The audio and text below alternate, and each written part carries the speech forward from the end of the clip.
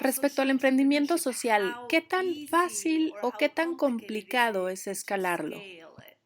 Ok, escalar el emprendimiento social tiene algunos retos particulares que no están normalmente asociados con los emprendimientos tradicionales con fines de lucro.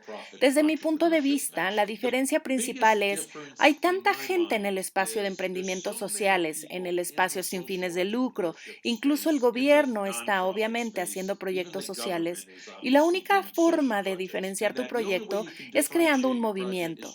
Y debes comenzar desde el inicio con la idea de que debes de crear un movimiento.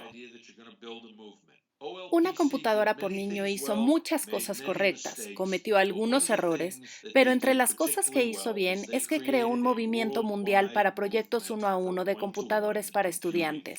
Y esa lección es algo que constantemente predico. Si vas a escalar a nivel global un proyecto social, debes crear un movimiento.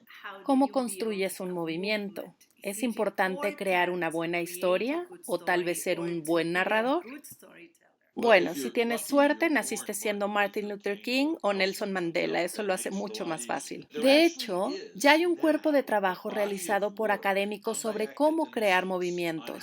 No es voluminoso aún, pero está comenzando y me gusta pensar que una de las razones por las que está comenzando es para abrirse paso a través de toda esta información sin curar entre la que estamos viviendo.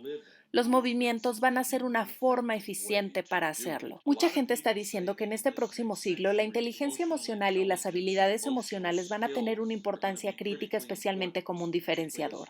Pero creo que lo que eso dice entonces es que para alcanzar a esas personas debes alcanzarlas emocionalmente. Y entonces, por supuesto, te das cuenta que los movimientos son la mejor forma de hacerlo. ¿El movimiento está relacionado con los sistemas de complejidad? Por Dios.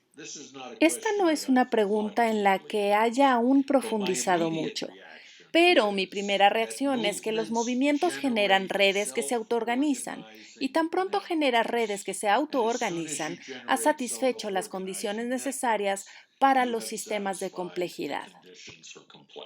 Y sin lugar a dudas, estos movimientos están construidos bajo la premisa de autoorganizarse. Ese sería un proyecto de investigación muy interesante, también lo creo. Analizar los movimientos desde la perspectiva de la complejidad como una forma de sacar las lecciones. Y después podemos hacer modelos de movimientos basados en agentes y después podríamos crearlos cuando los necesitáramos. Seguramente hay un premio Nobel ahí. Para aquellos que no saben, ¿qué es la complejidad? Muy bien. Creo que ha sido generalmente aceptado que Herbert Simon, Premio Nobel de Economía, es el hombre que se lleva el crédito por inicialmente identificar la complejidad en los años 60. Posteriormente, un grupo de personas en el Instituto Santa Fe hicieron mucho por promover la complejidad y continuaron haciéndolo, y tienen una oferta de cursos en línea muy interesante relacionados con la ciencia de la complejidad.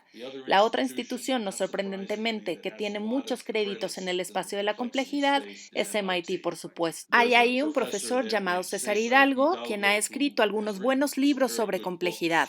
No sé si hayan sido traducidos al español, pero él es chileno. Pero creo que la complejidad es un ambiente en el que el estatus no puede atribuirse a la calidad de los agentes individuales. Así que los agentes individuales, comportándose estocásticamente, están produciendo resultados que no pueden identificarse como características de los agentes. Los sistemas son adaptativos, lo que significa que están aprendiendo constantemente cuando llegas al sistema complejo de orden superior. Y la complejidad y la ciencia de la complejidad se usan para explicar cosas como la bolsa de valores o plazas de mercado. Interacciones complejas de múltiples jugadores independientes son siempre sistemas de complejidad. El libro se llama ¿Por qué la información crece? La evolución del orden de los átomos y las economías. Sí, sí. Y también está en español. El triunfo de la información, la evolución del orden de los átomos a las economías. El libro es muy desafiante, esos me gustan. El libro básicamente presenta la idea de que la realidad no es otra cosa más que información y energía. Así que si alguna vez pensaste que tenías alguna epistemología, está a punto de desvanecerse como humo leyendo este libro. Lo cual es muy interesante viniendo de un economista, porque de hecho mi siguiente pregunta iba a ser, para mí, la complejidad está más relacionada con la física cuántica que con la economía. Bueno, los primeros pensadores en el sector como Mary Gell-Mann, quien fue premio Nobel de Física, creo que todos ellos eran físicos. Estaban tratando de entender comportamientos que no podían comprender en el contexto, por ejemplo, de la mecánica cuántica.